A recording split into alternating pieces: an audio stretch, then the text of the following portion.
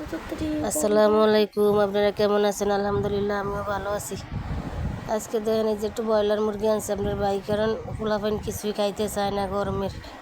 আজকে কতদিন ধরে কিছু একটা অত একটা রান্না বান্না করি না, শুকনো শুকনো খাবার যেভাবে হোক পোলাপাইনের খাওয়াই, হালকা পাতলা রান্না করি।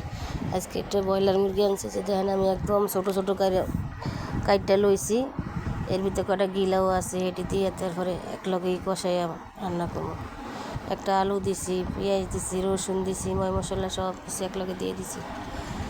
দেখেন, কারণ ওইভাবে আমি একটু ভালো করে আজকে অত একটা পারবো না, কারণ অনেক গরম ভাই, অনেক।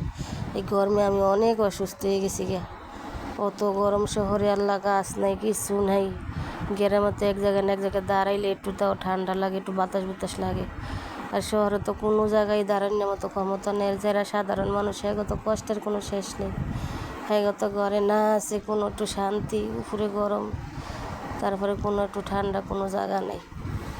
যাক, যেইভাবেই হোক, এই যে দেখেন মাংসটা কষানো হয়ে গেছে। এখন আমি একটু ঝোল দিছি, ঝোলটা একটু কষানো হইবে, আবার মাংসটা দিয়ে দিই।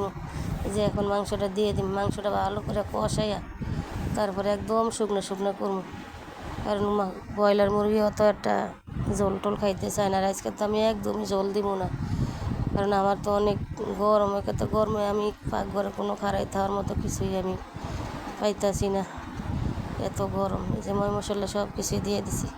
আর আজকে আমার বয়সটা অনলি বুঝবেন, আমার বয়সে অনেক কষ্ট হইতেছে দিতে, কারণ আমি গরমে অনেকই হয়ে গেছি গে।